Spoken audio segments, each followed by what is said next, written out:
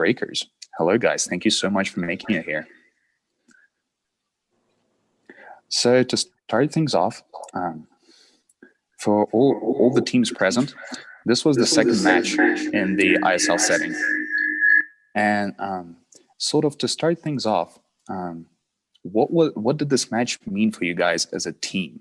Because obviously the first match was sort of a testing ground. You guys were seeing what shape the athletes were in.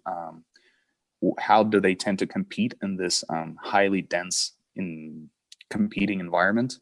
But match two, you guys already experienced this with the athletes. And sort of what was match two for you? Was it already like game on, or were you still checking out the grounds?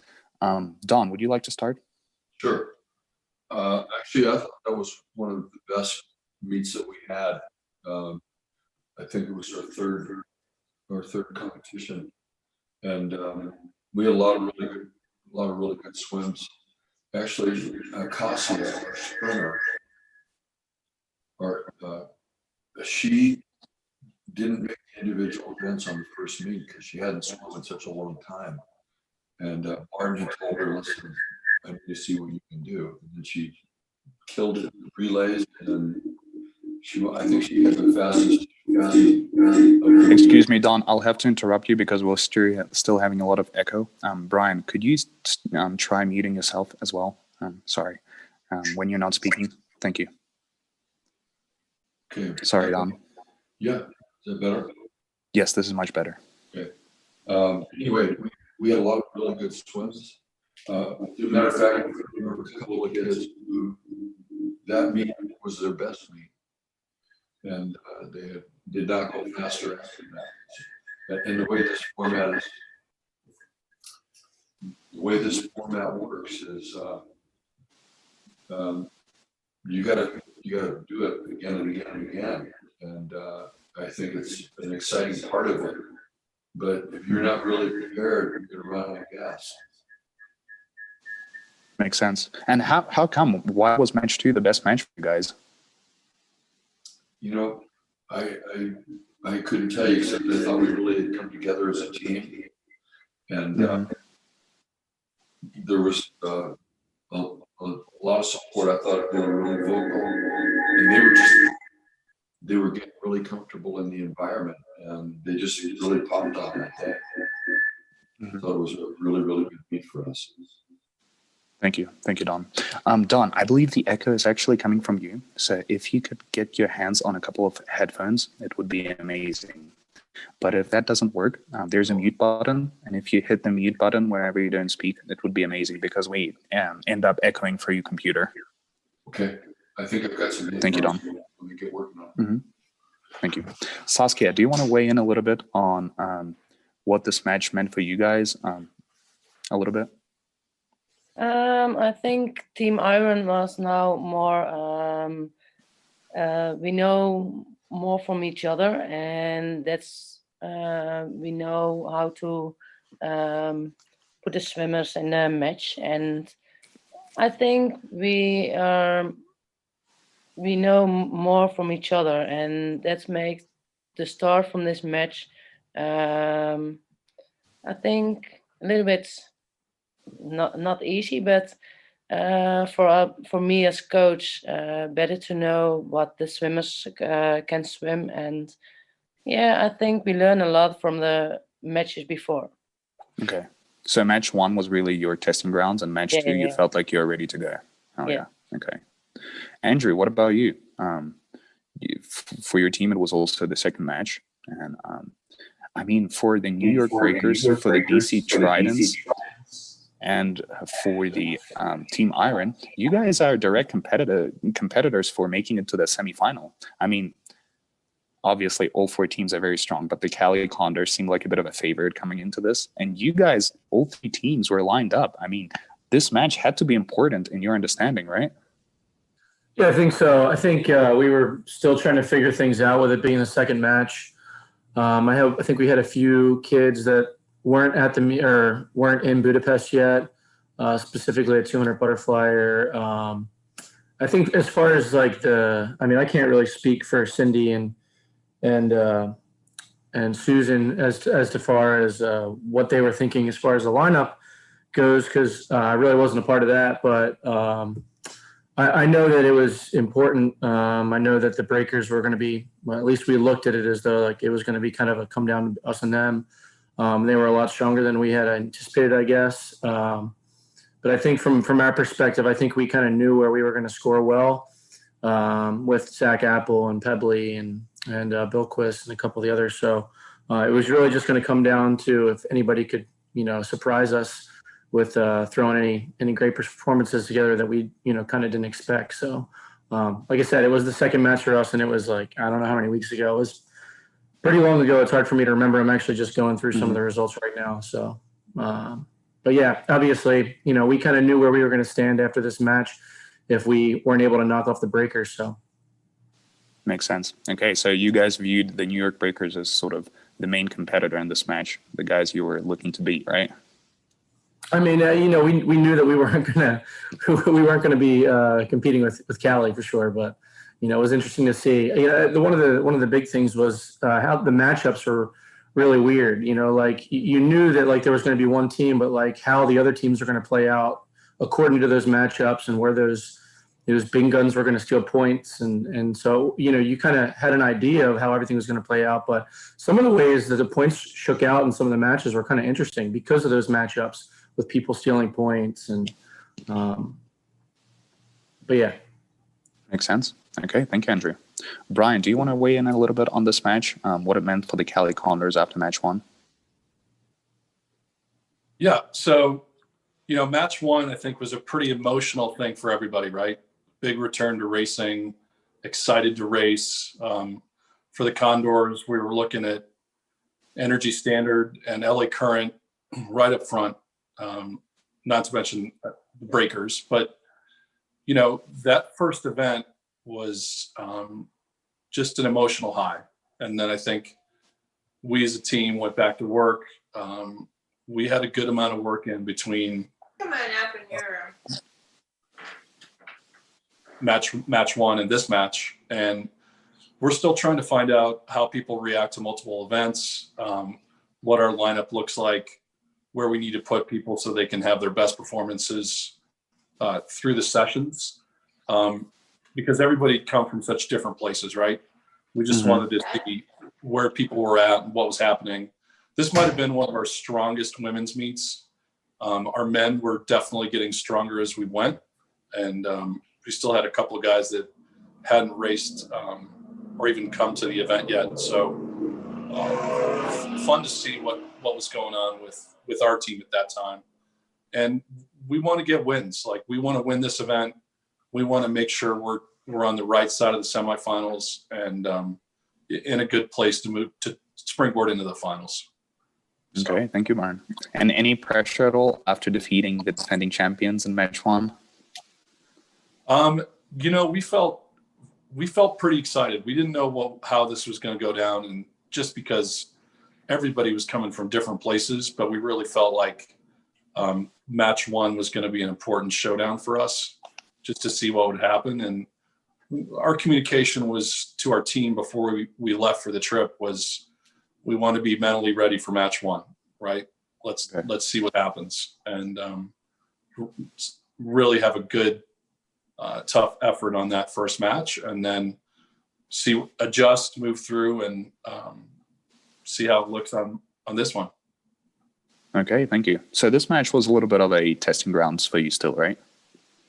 Yeah, it was pretty interesting to hear our athletes talk about what they wanted to do every match, high performance, competing really tough, and winning, right? They wanted to come in and win, not only as a team, but, there's financial incentive on the line. There's lots of things that are coming into play here.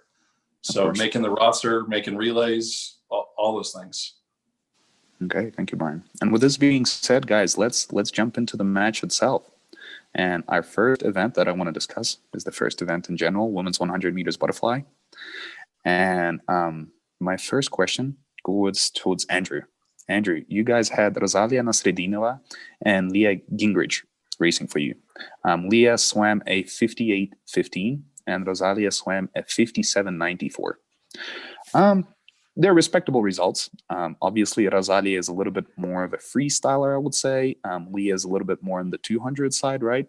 So it was a bit of an off event for them. But you guys were also juggling a little bit with Remedy Rule in the 100 fly. How was the decision made whether to put Leah or whether to put Remedy Rule in this race? Sorry, Andrew, you're muted. My bad. So yeah, Remedy hadn't got to Budapest yet. She didn't get there until I think the third match, and then she was coming off of a positive case. So she wasn't an option. And Leah and Rosalia, they both swam in the first match, and I think that the coaching staff was looking at that as like, all right, you kind of shake the cobwebs off and let's see what we can do on the second match. So it was the exact same two pair, and I think they both ended up swimming significantly better. I think Leah was about a half a second faster than she was in the first, and she's typically more of a long course specialist. So it was interesting because she had never swum short course meters ever in her entire career. So it was interesting to see like how that was going to shake out. We knew that she would probably be better than what she would be a long course. I think her best time long course is 59.3 or something. So for her, going 58.1 was pretty impressive, or 58.6 or whatever it was pretty impressive for her. And same thing with Rosa. I think they were both pretty happy with the results overall. I mean, we knew that it was we weren't going to be going 56s. That would have been quite a surprise or a shock if they jumped into the 56 mark. But just to be better than they were in match one, I think we were pretty happy with that. All right. Thank you, Andrew. Yeah. 58.1 from Leah is a great result. There's nothing to take away from it. And the girls ended up earning 3 and 2 points, 5 points total for your team. No one got jackpotted. No one got jackpotted. Yeah, we were happy about that. Yeah. Thanks, Andrew. My next question goes towards Saskia. Saskia, you had Ranomi Kramavidjojo and Emily Beckman racing the 100 meters butterfly. Ranomi swam at 58.22 and Emily swam at 57.85. Now for Emily, this is an okay performance. She swam up to her ability, arguably, but Ranomi, 58.2 is definitely not what you guys were looking for from Ranomi. And the 100 fly takes a lot of energy out of sprinters like Ranomi. How did you guys end up putting her in this event? Now, the 100 butterfly it's okay for Ranomi, but this match, the second lap and the last lap, she took some water in the mouth. That's why she swam not a perfect race. And also after this race, she feels it took also the difference to swim slower at the 100 free after this 100 butterfly. But for Emily, it was okay. In the first match, she swam a 7.3, but yeah, it for now for her it was a good one. But we hope that Ranomi swim faster. 58 is not a good time for Ranomi. So with these two laps with some water, yeah, it's gonna be happened. And yeah, for the next match, she was a little bit faster. You guys were juggling a little bit with Melanie Heineken in the one fly, right? After the first match with Melanie and the 100 fly, it was not a good combination. So that's make the choice for Ranomi and Emily. Okay, fair enough. Thank you, Saskia. And my next question goes towards the... Yeah, go ahead, Bruno. Also, Brian mentioned at the beginning that for the Cali Condors, the women on this particular match, they did an amazing job. And I think that on the 100-meter butterfly, Erica and Kelsey did a good job. But I want to see the perspective from Brian, because Erica, she has swum the 100 yards butterfly in 49 seconds. And Kelsey is the American record holder in short course meters with a 54 high. So what did you think of their performances overall, Brian? So I'm looking at this race, and it's no secret that that Kelsey likes to consider herself a stroke count, kick count nerd, right? So Kelsey, through this period, was really playing with kick counts and stroke counts, trying to get her first 25 down. So it has a lot of power, but it's smooth and she hits the wall just right. She didn't quite get there this time around. Erica is very good underwater, good tempo swimmer. She's not the tallest athlete, but her efficiency is off the charts. And I think both of these women, their legs were still just a little bit tired. Just looking at their splits and how they set their races up, it didn't look like either one of them had either speed, but Kelsey was the fastest home by almost a second, and Erica wasn't far behind. So really just kind of looking at the 10 days of training that they had put in moving into this, I think that's the kind of result that we're seeing. And as both of these women got sharper through the ISL sequence, their front ends just got faster. And Kelsey was able to dial in a little bit more of that front end technique work that she likes to feel good about. Okay, thank you, Brian.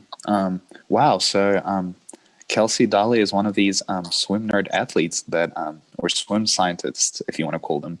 Yep. Another one I know could be Tom Shields. Tom knows exactly how many kicks he's going to do, how many strokes, when he's going to breathe, how much effort he's going to put in. And you say Kelsey is much of the same? Absolutely. She likes to practice those things. There's almost 2 sessions a week, at least when we were there, where she was trying to dial it in 3 or 4 or 5, 6 25s off the blocks, adjusting kick counts, trying to hit right on cycle. Wow. It's a special athlete. Yeah. Thank you. Yep. Don, a question to you. You guys ended up winning the race. You had Svetlana Chimrova, who swam at 57.29, and Arina Surkova, who swam at 56.49 and ended up winning the race. I mean, first of all, congratulations. Second of all, Arina, she's a specialist in the 50 meters events, and this 100 fly performance was pretty much the best Arina had all season. First of all, what led to this performance, and were you at all surprised? Because, I mean, judging by the way Arina swims, she has such a high tempo. It's surprising to me that she can finish a one fly. Well, I thought she finished well. She raced really well, and so did Svetlana, who's more of a 200 flyer. But they trained real hard. We had some home coaches working with different kids, and their coach was from Siberia, and that guy knows what he's doing. And he had them dialed in, and both those girls are really, really tough. They race great and they train great. And I would have put my money on Kelsey. I mean, she was out of high school, she was just a 53 flyer. She went to Louisville and became the American record holder, I believe, in yards as well. She's a monster. Anyway, it was 100%. Yeah. And it was this is why it was so surprising to see Arina outtouch these arguably heavy favorites, honestly. Yeah. But thank you, Don. But they won. And with this being said, guys, let's move to the next distance, and it's the male 50 freestyle. And my first question goes to you, Saskia. You had Tom de Boer and Maxime Lobanovsky racing for you. Both had a good performance, let's put it this way. Maxime Lobanovsky, 21.33. Tom de Boer, 21.14. I believe Tom is a little bit more comfortable with the 100 rather than the 50. But Maxime, on the other hand, he had a 20.9 performance. Yeah. And seeing the 21.3 is almost a little bit surprising. Could you open up on that a little bit? No, I was thinking before also that Maxime can swim at 20.9 or maybe a little bit faster. But yeah, I don't know. He was a little bit quiet, and you don't saw him a lot also in the training, and he was good swim in his own. And I was more coaching with Tom because before they asked me before for a home coach from Tom and Valerie, but 2 days before leaving, they asked me for assistant. So that's why I coached also the other swimmers. But for Tom, it was a good swim. His personal best was 21:07, but his focus was more on the 50 and not too much on the 100. And also for Tom and Maxime, it was good to race with the best swimmers from so with Caleb. So it was an honor to swim with these swimmers for Tom and Maxime. Of course. This might be a little bit of a, how do I call this? A provocative question, but do you feel at all that Maxime was maybe a little bit intimidated or not in his right groove because of these big names that were racing next to him? But from another point of view, Maxime should be pretty adjusted to racing top level people, no? Yeah, I think with the whole team of Iron, the first day was a little bit what was different before with the match before, and we didn't know what it was. The second day was better. I was thinking maybe all the swimmers there were think about, oh, we're gonna race, and now after these races they are more focused what happened, and also you saw it in the with the times. And this race was perfect for the next match. Okay, thank you, Saskia. Yeah, definitely. And Ivan, you asked that question about the intimidation, but it seemed that Zach Capel, Andrew, this is a question for you. Wasn't intimidated by seeing Caleb Dressel, because even though that the 50 is not his best event, and on the previous match he swam a 45.7 defeating Caleb, he had one of his fastest 50 freestyles of his entire life. And on the other hand, Robert Howard seemed that wasn't quite in his best shape. What can you tell us about that? I don't know exactly. I mean, we were excited to watch Zach race, and just I think the first match he popped off that 45-1 relay split. I don't know if you mentioned that, and so yeah, we were excited to watch that, and he did well. I mean, 21-1's a solid swim. 21-0, 21-0, 21-1. I mean, it's and we kind of expected that he would be in the mix for second or third if he did that. Robert was he was a little off there, and I think he ended up not feeling well, and he set out a meet or two, if I remember correctly, and I want to say that it was probably about this time when he started to not feel that great. So I just I don't think that he was at his best, and I think that he would admit that as well. But I don't know if it was the third match or the second match that we had. This was our second match that he started not to feel well. We had a few athletes that got the stomach bug around this time and were sitting out. I know Giles was sitting out. We had Kylie Perry was out as well. So I think it was just going around at this point. Okay, thank you, Andrew. But still, 21-1 from Zach is impressive to say the least, and arguably, I think it's his best in the 50 freestyle short course meters. It might be. It's funny. I was actually talking to Zach, and I remember watching Zach in the B final at YMCA Nationals in like 2015 to see where he's come from, like being a B final YMCA Nationals to like, the top of the stage right now. It's pretty impressive. It's pretty cool to watch that journey. It's an inspiring thing to see, 100%. Brian, a question to you. You guys were the winner of the race. You had Justin Ress and Caleb Dressel race for you. Justin swam at 21:06. And Caleb swam a stunning 20.69. And congratulations. That performance from Caleb was impressive, to say the least. But also Justin Ress, what an impressive swimmer you got on your roster, because he can do the 50 freestyle, he can do the 50 backstroke. I believe he even got into a little bit of a beef with Ryan Murphy over a 50 back performance. How would you access this performance of Justin and Caleb?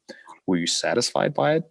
were you ready for a 20.6 from Caleb? Because after match 1, it seemed like he was just a little bit out of shape, but this match turned me around. 20.6, the speed was there 100%. Right. No, we weren't disappointed with this one at all. And, Justin, before his collegiate career, he wasn't even in the top 100 recruits in the U.S. So his improvement has been dramatic. And I might say he might be even a little overlooked, even though he's been 40-point under free on a relay split at NC2As. So to see him, I think this was a lifetime best time for Justin, but he was hungry to prove himself. So it wasn't surprising. And for him to get second in this field was, bonus, fun for us, fun for him. Certainly a good high point. Caleb, to say that he was maybe a little bit motivated to prove his point after match 1, getting touched out a couple of times, would be an understatement. So I think he was mentally ready to go. I also think that there weren't many athletes that came in training as hard as he did coming into the event. So I think he was starting to adjust to what his new workload was, racing more repeatedly and just getting sharper. So I think we just started to see some fun things from Caleb. And I think, of course, getting the wins builds anybody's confidence, but I don't think he's lacking in confidence. I think he was ready to start making a statement. Okay. So just to top this off, Caleb, the swimmers react to being defeated differently. Some swimmers just can't process it. It destroys them. Some swimmers get frustrated with it, but they get back into harder training. And some swimmers, and it seems like Caleb is one of these types, as soon as they lose, they want to get right back into it and prove their point. Would you say Caleb is that type? Yeah, I think okay. hate to lose would be a good phrase, right? And I think he could probably have gotten up in match 1 and done it better right then to prove his point, but he had to wait about a week to do that. Yeah. There's something about these ultra successful people in swimming. It's like they're born winners. Me and Bruno were mentioning this throughout the meet all the time when we were commentating. It's the great ones always find a way, and it seems like it's the case with Caleb. He just can't accept himself being defeated. Almost, it seems like from a couple of his races when you watch it, even when it seems like Caleb is dying and he's not going to be able to finish the race strong, out of nowhere you see this boost of energy. It's truly amazing to see. Would you at all address this to his mentality of just not accepting this defeat? Of course, a couple of things here, right? Like he's very talented, right? We had a team of talented athletes, and to just watch what happens on a daily basis, I don't think anybody should underestimate just how hard these kids work to get good at what they do, right? 100%. So, yep. And Caleb's very intuitive. He's a stroke count, kick count nerd too. And those losses, he was out of the water. He knew exactly what he needed to do to be better. I did this. He was upset with this part of his performance. And, he's working on those things. If not the very next race, then the very next day, he gets an opportunity to do that in the water. So, yeah. And, I think he's got some connectivity that's pretty special, right? Especially around his walls and his starts. So if he's close going into a turn, it's almost not fair, right? So. Yeah. No, it makes sense. Thank you, Brian. And with this being said, let's dive into the next event, the women's 50 meters freestyle. And my first question goes towards Dawn, because the New York Breakers ended up winning this event by quite a margin, I must say. You guys had Irina Surkova racing for you, who swam a 24:31, and Kasia Wasik, who swam a 23:43 and set a new Polish record with it. Yeah. Don, first of all, assess Kasia Wasik's performance. I mean, what a result, 23:43. And this was her fastest time all season. I mean, it was such a highlight, and 23:43 would allow her to be competitive in the final as well. And also, Arina Surkova, it seems like a tough double, 53 right after the 100 fly. Obviously, it's doable, but for sprinters, for truly sprinters, it seems like quite a tough double. Were you considering to put anyone else instead of Arina just to save her up a little?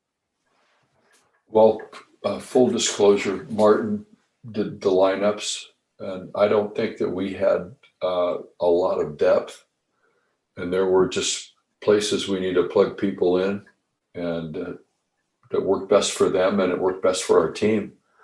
But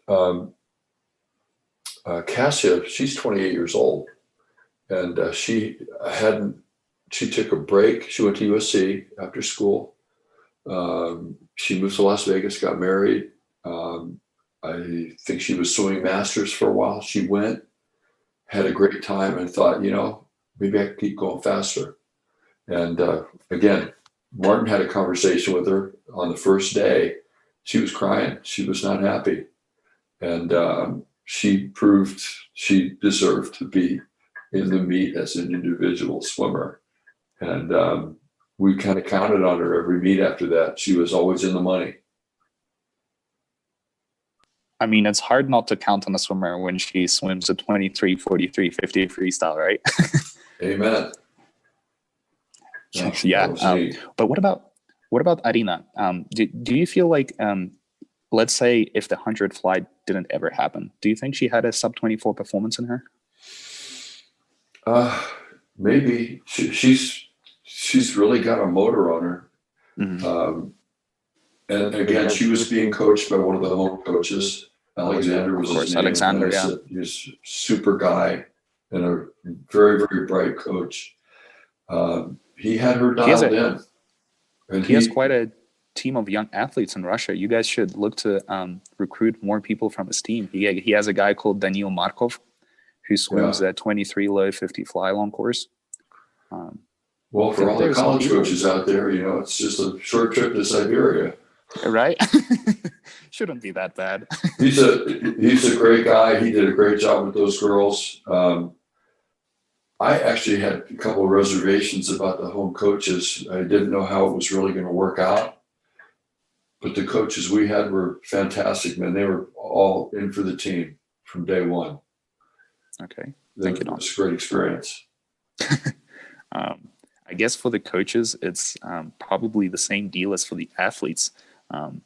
Sort of coaching for a team and having a team behind you is probably somewhat more fun than when comparing it to having potentially one athlete per meet, and then he potentially has 1 or 2 events, right? Absolutely. There's a lot of motivation when you have a team behind you. If you're getting up on the blocks and nobody's paying attention, that hurts. But that never happened with us. Okay, thanks, Don. Thank God it didn't happen. Yeah. But thank you. And moving forward, a question for Saskia. Saskia, you guys had Melanie Heineke and Ranomi Kramajoyo race the 50 freestyle. And these two provided a lot of points for you in the matches to come in this event.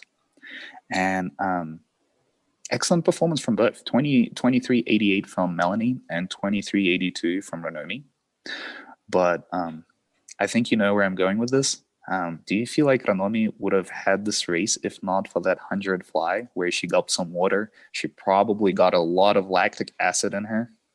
Yeah, I think it's a combination with also the 100 fly and the 4x100 relay. So I think it was a little bit too much also with the water in the 100 fly. But for Melanie, it was better than match 1. So yeah, I think for this, we hope that Ranomi swim faster, but after the 100s, I think it was okay. Okay. Did Ranomi get frustrated by this? Because she probably was looking to win this, and she was probably a little down from getting last up to the 100 fly, and she probably wanted to redeem herself. Yeah, in match one, she swam at 23.6. So this was a little bit slower, and I think it was a good race with Kasia.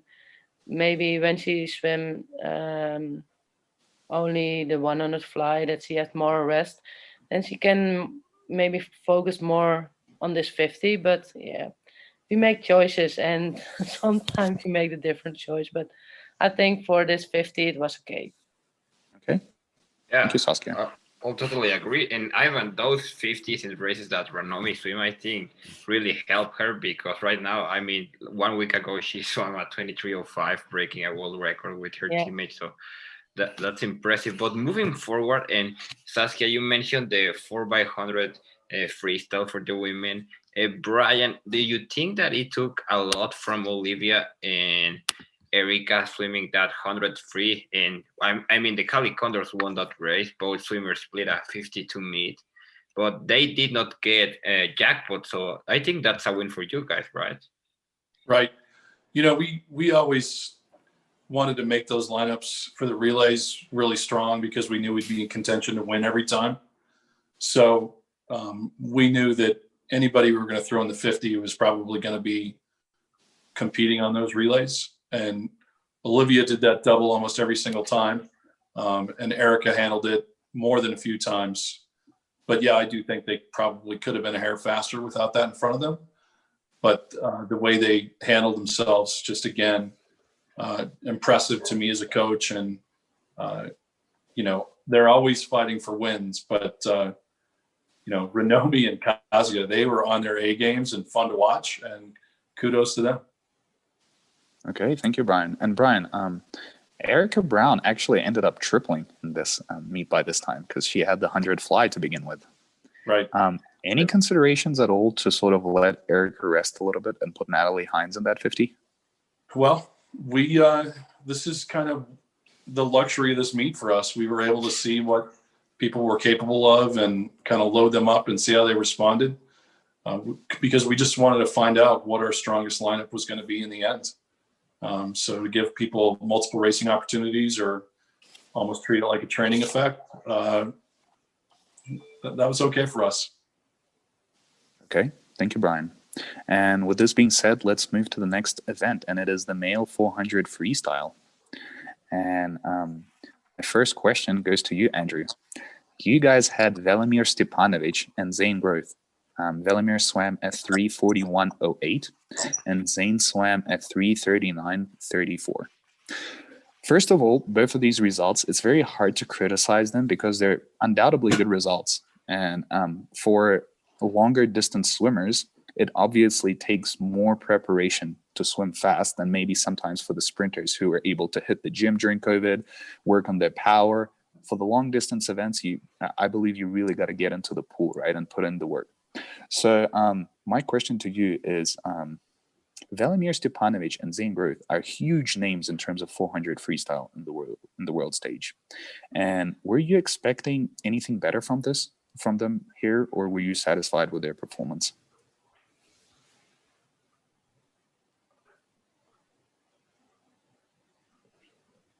Andrew, you're muted. Sure, I keep muting myself because I don't want the No, it's all good. Thank you. It's the right thing to do. But yeah, full disclosure, I don't really like V. Like I just met V when I went in Budapest. Great dude. Learned a lot about him. Yeah, so I'm not really sure what those guys were expecting. I know that we had Grothy in the first match, and I think he was about the same time. And so those guys ended up going 1-2. I think our third match, which might have been my most exciting moment of the whole ISL, was when they tied for first, which was pretty cool. And I remember actually talking to Zane about the race because I watched the first match, and I was like, like when you jump on it on that last 50, it's like a completely different stroke, and you're just going. And I'm like, when you hit that wall, I feel like if you had another 25, you could probably keep going at that. And he's like, and he looks at me, he's like, man, I've done a lot of 400s. I know exactly when I can turn it on and when I can turn it off and how much I have left in the tank. And I was like, well, it's very humbling for me because I'm like, you're the expert in this. I'm just telling you what I see.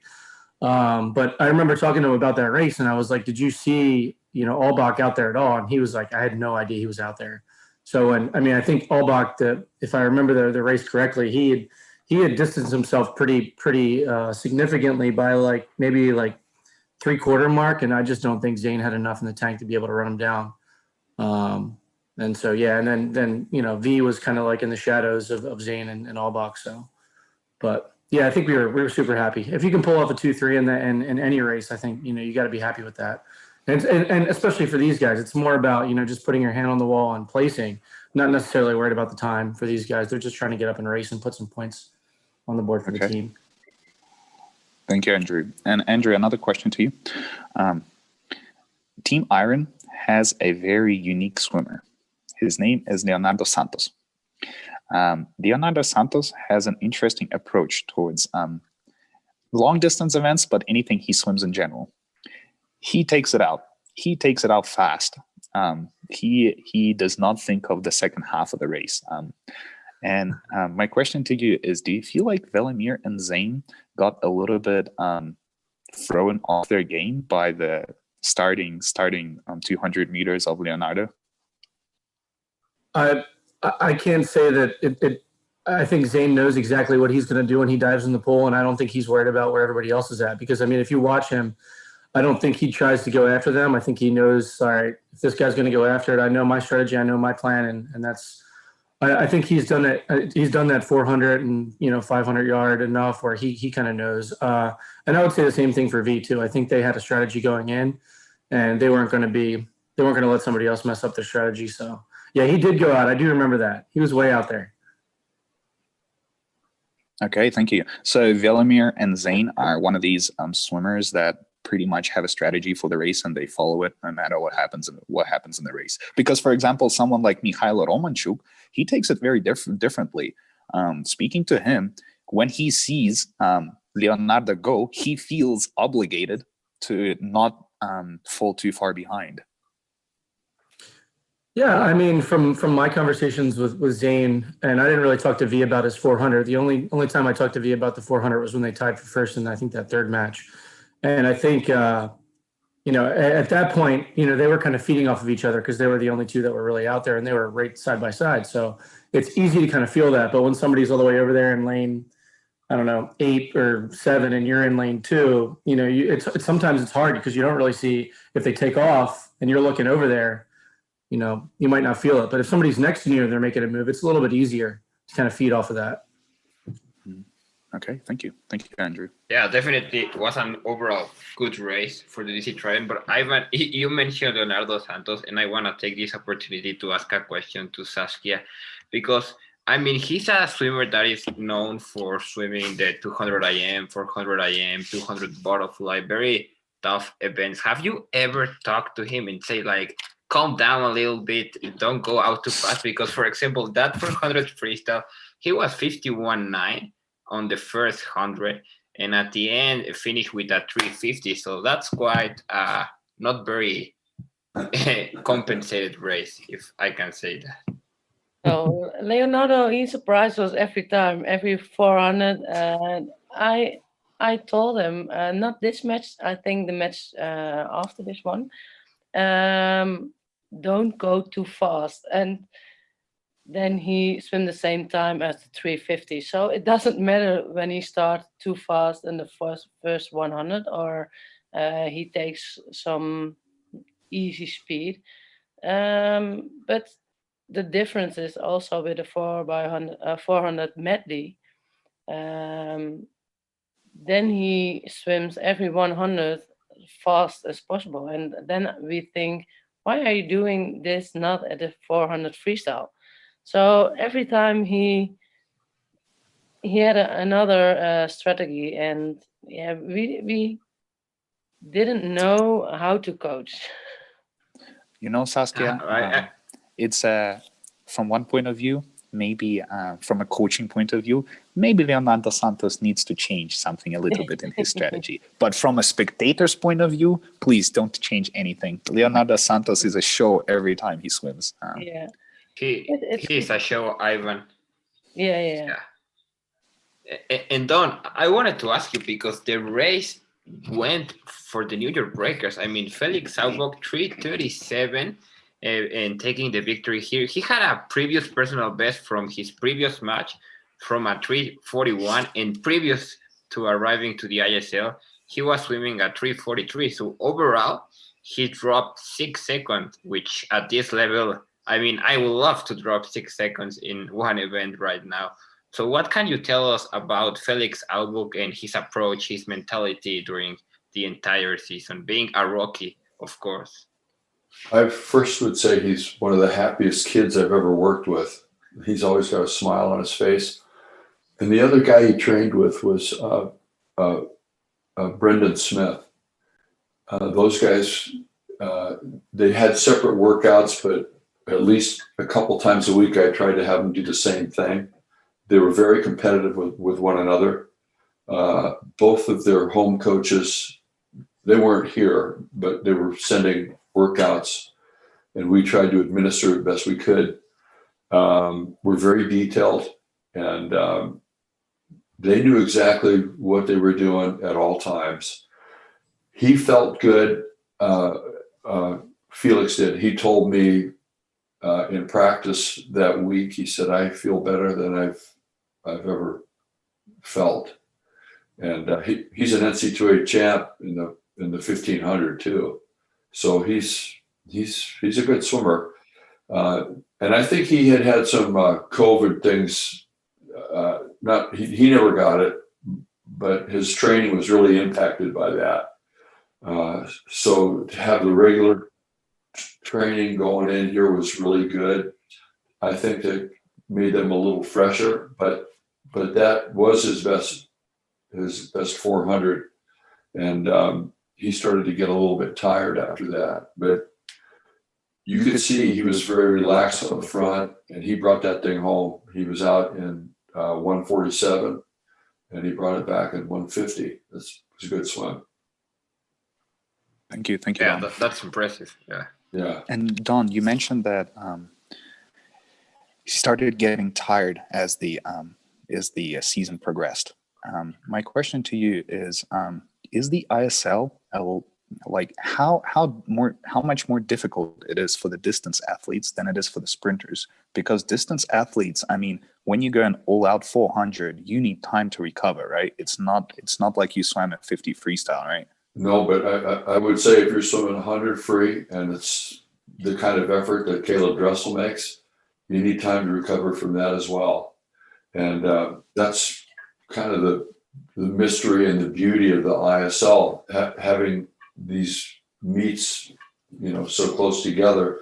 You really have to be thoughtful when you are, trying to recover and then prepare at the same time for your next event. And you could see Zane Groth's perfect example. On the front, he was lights out. And I also heard he was training a lot of volume, but he looked a lot more tired at the end of that meet than he did on the front. And I think the format is awesome. It's if we're ever really going to sell swimming to the world, this might be it. And we have to figure out as coaches, how we get them to do it. Okay, thank you, Don. Yeah. With this being said, let's move to the next event, and it is the male 4x100 medley relay. And my first question goes towards you, Saskia, because you guys had two teams. Team B was Richards, Switkowski, Wilby, and Skierka. And Team A for you guys were Timmers, Litchfield, Koch, and Andrew. My big question to you is you had Michael Andrew swim the backstroke and Joe Litchfield swim the butterfly leg. Yeah. Sorry, Don, Okay. This was a question to you. My bad. No, I got it. The big question is why did you have Michael swim the 100 backstroke? Because from one point of view, you had Litchfield, who managed to carry his way all the way in backstroke skins with Ryan Murphy to the last round.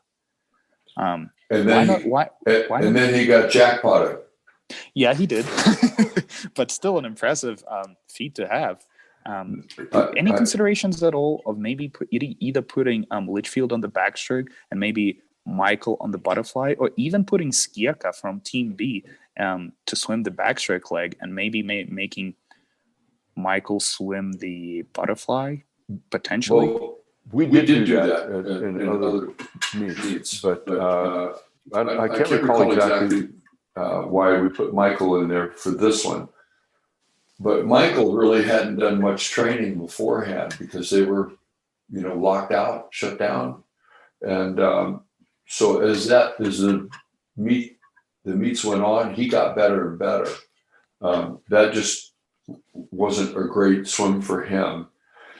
Jacob, who on the beginning was really quick, he got tired at the end. And by the way, I think the Polish nationals, he went 148, and I think he was second. I don't know, he was first or second, but he never saw 150 again after that meet 4. So we had options that were dwindling. And again, like I said at the beginning, we didn't have a lot of depth. We had some people that we could put in good places. Our relays overall weren't great because we didn't have a super sprinter, and we lacked in some places, but we tried to make the most of it. And Michael would have been a faster breaststroker maybe than Marco, because he's kind of a one-event guy. And our other breaststroker, and his name, James, I think was second in the world last year long course, but he really struggles to swim short course. So the transition from long course to short course gives you 2 totally different animals. And I actually thought that Joe was starting to get a little tired too, because we made him swim 5 events a couple of times. 100%. Short course and long course are 2 different animals. Just ask Andrei Govorov, right, Bruno? Yes, Ivan. And Don, I really want to touch about that, because you mentioned long course and short course, and this is a question for you, Brian, because on your relay you use, Justin Rest is a short course meter and a long course meter backstroker. Then on the butterfly leg, you use Coleman Stewart, who had an amazing NCAA career in butterfly and backstroke as well. And finally, Casper Macharash doing the freestyle. But because this was short course, as Don and Ivan mentioned, 2 different sports, you use Caleb Dressel in the breaststroke. Tell me, how was his reaction when he discovered he was doing breaststroke? Because I knew that Nick Finn was injured, right? Right. I look at these medley relays, and we're still trying to put together the pieces on what our best medley relay is going to be at the end in the finals, but also how we can score the most points and just try to get a skins win to get Caleb into the skins, right? Mm-hmm. So we knew that breaststroke was, we were just hurting in breaststroke at that point. Caleb can start and pull out with the best of them, clearly. And so we were just trying to put some pieces together for our best relay. Didn't know what Coleman could throw down in the 100 fly. We knew short course, but wanted to see just what might happen. So you look at these 2 relays and this event especially, we definitely are experimenting as a staff and just seeing if we can get to a skins win for Caleb. Makes sense. And Brian, after this, you had to start considering Marcin Cieslak as your butterfly, right? Oh, absolutely. And, that kid is so talented, so hardworking. And, this is a guy that's won 3 events at the NC2A championship. He knows how to get it done. And certainly we're looking at that split going, that might have put us in position to win for that medley relay if we have the right people on the relay. So Yeah, that's true. Yeah. Yep. And maybe Radoslav Kavecki there on the backstroke. Yeah, 100%. Oh, yeah. I mean, we had so many things going on because we're still at a point where we aren't quite at peak performance. So guys are reacting differently to how they race multiple events or how fresh they are, which relay they're on. All those things are factoring into motivation and things like that. So, thank you, Brian. Yeah, Andrew, go ahead, Bruno. No. Go ahead, please, Ivan. Andrew, a question to you. You guys were the closest to out-touching Team Iron and taking the W here. Your B relay was Santana, Loy, Cope, and Nikolaev, and your A relay was Apple, Smith, Finnerty, and Pebley. It seems, first of all, your B relay got disqualified, I believe, from Tommy Cope doing a full start in the breaststroke. But it seems like you guys, the place where you guys were hurting most was that 100 fly, 51.22 from Smith. It really threw you out of the race for first. Do you, like, with the knowledge now, do you see anyone who could replace Smith in this relay in the 100 butterfly? Maybe even Andrew Loy. You're muted, Andrew. I think we had we had Loy for the fly leg of the B relay. So at least I think they were probably looking at that as, all right, well, let's see what he can throw down in the B relay, and if it's good, then maybe he jumps up to the A relay in the next meet. Just like Brian was saying, you're just trying to figure out what the best relay is, and this is the only second opportunity that we've had to put one together. So, but honestly, I mean, I don't think you can ever count Giles out. I think he's a racer. He's been around for a while. I remember watching that guy in like 2015 thinking, oh my God, this guy's got the most amazing underwater kicks I've ever seen. And so, I think, and he's a veteran and he's going to pump the team up. And I think that's kind of why we went with him. And I mean, I was actually just looking at that relay, Pebley, Finnerty, Smith, and Apple, I think. And that's a pretty solid relay right there. I mean, they just need to race and put their hand on the wall. No, don't get me wrong. That's an excellent relay. It's just that it seems like you guys have like 3 butterflyers that are relatively the same in the 100, right? Andrew Loy, Giles Smith, and of course Zach Harding, right? Right, and I would say Zach is probably more obviously more long course specialist and more 200 fly. So the fact that he can throw down some speed, maybe 51, and that's pretty solid for him. But yeah, and I don't want to make excuses, but Giles actually ended up getting the stomach bug. He was out, I think, for the next 2 weeks or at least the next meet. So I don't think he was feeling at his best at this point in time. I think a lot of people are gone and getting sick. It's the stomach flu, was it? Yeah, I think we had a couple people on our team that had it, and I know some other teams got affected by it as well, at least for a couple weeks. So. Yeah, no, I'm sure he wished that he was better at that point in time, but I mean, second place is still pretty solid. Okay, thank you, Andrew. And finally, Saskia. I mean, you guys won the relay. You had your team B was Orsi, Clance, Murdoch, and Tumarkin, and your team A was Mignon, Santos, Sachi, and Bassetto. And first of all, congratulations. What a performance indeed. And my question is, you guys seem like the only place sort of to improve upon this performance is really taking care of that backstroke leg, because 51.27 is going to put you behind once you race people like Ryan Murphy, Ryosuke Irie, you name them, who are going to swim a sub 50. So sort of, can you assess this performance, and do you feel like you had another backstroker potentially instead of Bassetto, or were you fine with what Bassetto was going? Yes, we didn't.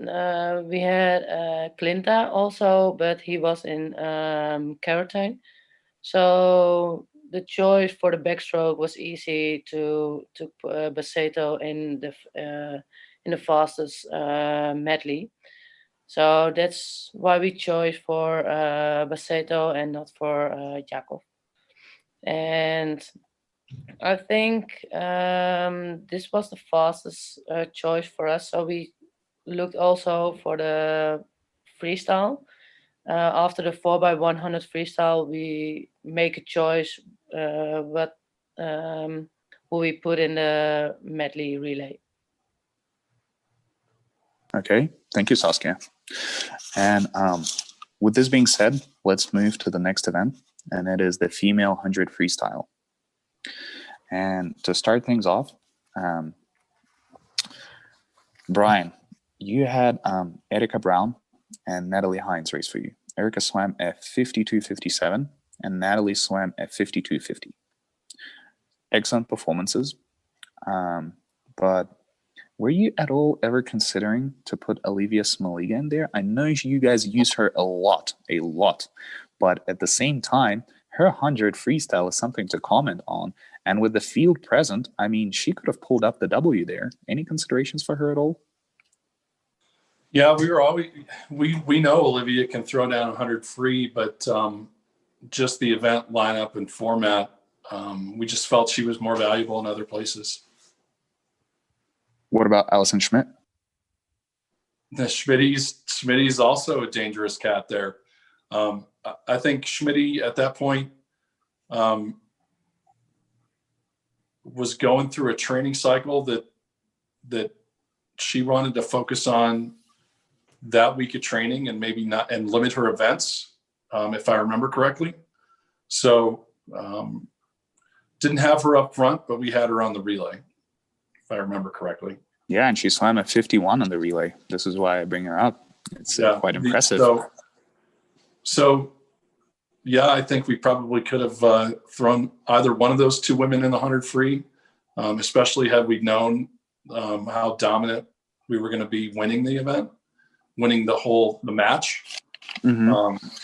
And certainly I think they would have liked to earn more money, right? Some more prize money. But Olivia, she had, I think, 7 events every match. Yeah, that's much. We probably could have switched her around, but we were happy with where we were using her at that point. And we're also trying to give opportunities for people to step up and see what they can do too. Of course. But Erica Brown is also an athlete that you guys use a bunch. I feel like she could have used some rest there as well. Well, it's always an interesting take, right? Yeah. I think Erica might have had the biggest workload of any athlete on our women's team, other than Margalis, early on in these events, just because she's so versatile, right? And we didn't know, what's she gonna throw down each time? Is she gonna get better as she goes? Is she just consistent top 4 role player? So we wanted to see, and I think she wanted to see too. So, thank you, Brian. And Saskia, you had Emily Beckman, who swam at 54.75, and Ranomi Kromovedyoyo, who swam at 51.73. Excellent performance from Ranomi. And my question to you is, was Ranomi after this, was her spirit back high? Was she happy again after this first day, where maybe she was potentially not as happy after it? And what was the big switch for Ranomi? Because it seemed like turning up to that second day, it was a little bit of a different Ranomi almost. Yeah, I think not only Ranomi, but I think also the rest of the team. The focus was better. Also, the start from Ranomi was better because now she can focus on the turns and underwater kicks, and she didn't took some water. So let's make it easier for her. And also, the freestyle is maybe a little bit easier and better for her to swim the 100 faster. And yeah, for us as Team Iron, it was a better and good start on day 2. Thank you, Saskia. And do you feel like once you got that better start, this is when things start going your way? like the momentum started turning around. Maybe even the momentum started turning around after your win in the medley relay. Yeah, I think also after we finished with the 4x1 on the medley with the men's, and also the focus from Renomi is it looks better to start day 2, and she knows what's to do for not only for herself but also for Team Iron. Okay, thank you, Saskia. Yeah, I will agree with that, Ivan, because Ranomi on the first day did not win the event, so on the mental aspect, maybe did not help a lot. And on this day, and after that victory of the men, I mean, that really helped the momentum of Team Iron. And talking about improvement, Andrew, this is a question for you. I mean, Margot did not have the best 50 freestyle on the previous day, but on this day, I mean, she and Tin Wen Kwa both Margot finished 5th and Tin finished in 7th place, 53.04 and 53.68 respectively. But I mean, they did not get a victory, but they got points for the team. Did not get jackpotted and got the job done. So, what did you think overall of their performance? Well, I think Margot, I think she went like 24.6 in the 50 the previous day. And I think her best time is 24.4. Yep. So that really wasn't too far off her best so I mean, for her to be able to throw down, I don't know what her best time in the 100 is.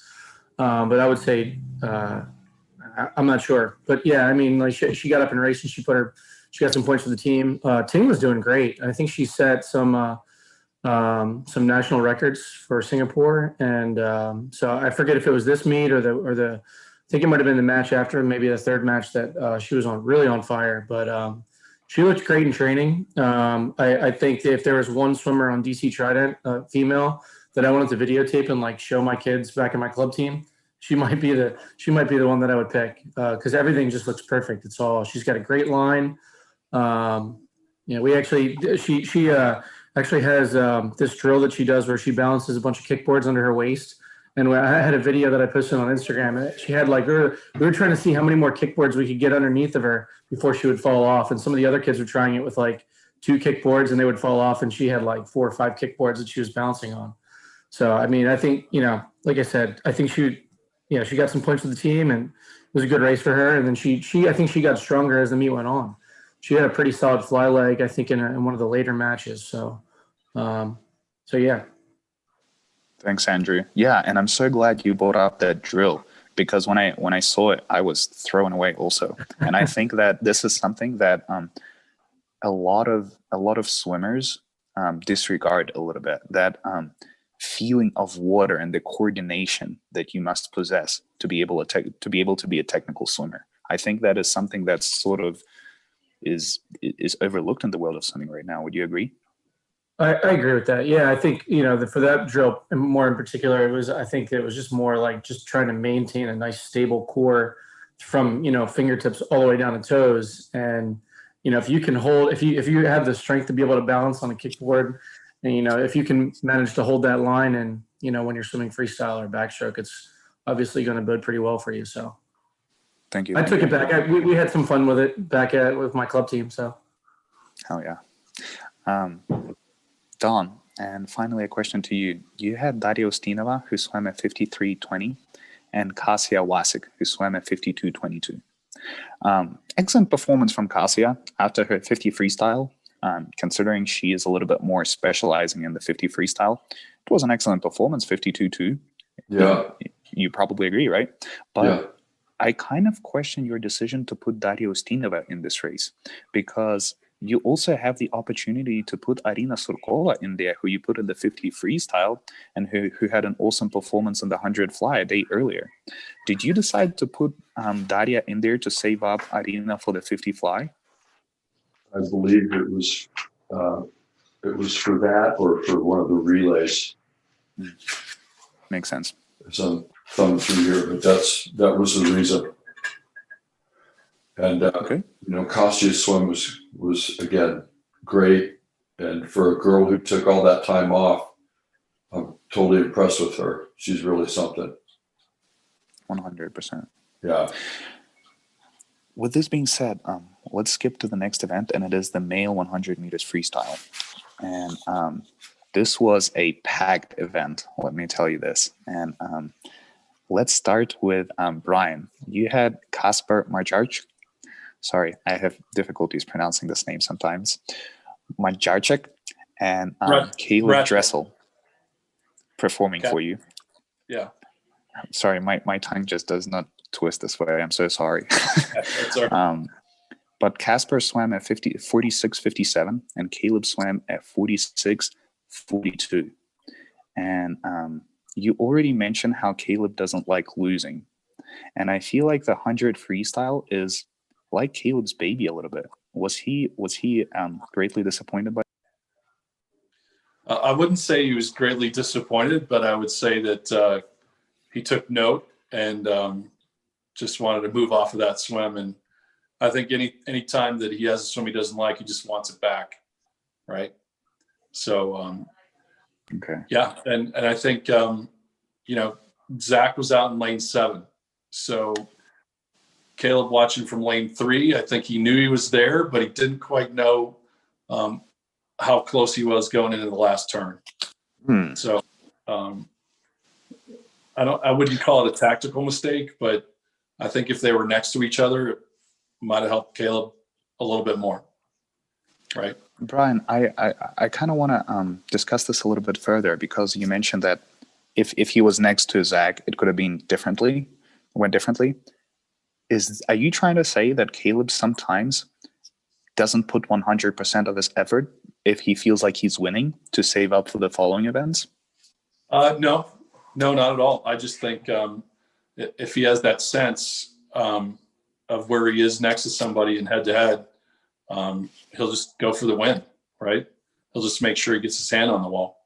I at that point in time, I had no doubt in my mind it was 100% effort, simply because, again, he hates to lose.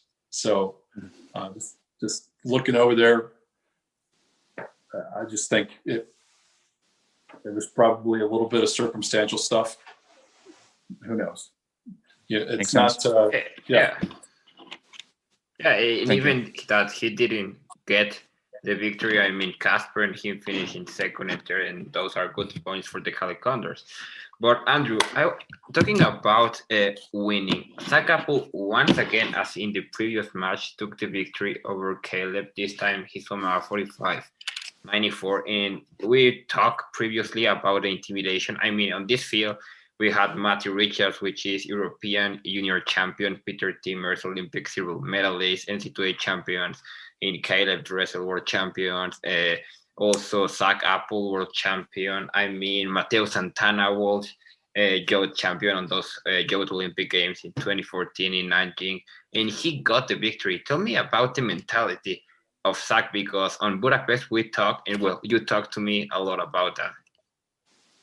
Yeah, I mean, I think he's just a special kid. I think he just is very humble about the way he operates. And like there's some athletes that operate with a little bit of a chip on their shoulder, and he's 100% not like that at all. I mean, he's like the most down to earth person that you could come across at the highest level of sport. And I think that he's business when he gets up on the block. I mean, he's got that it's very similar to like what Phelps did. When he would like bend down and he would do the big like before he swims. I think that's a little bit of like a confidence thing for him. I mean, when he gets up on that block, he's confident in his ability, and I mean, he believes in himself. I was just listening to somebody talk about the power of belief the other day. I think Zach has that. I think he is confident. He believes in himself. He works hard, obviously, and yeah, and it shows. It shows. I mean, he was back in 23.7, and nobody else was back in under 24. And the fastest. Oh no, yeah, there was a 23.8 on the way back as well.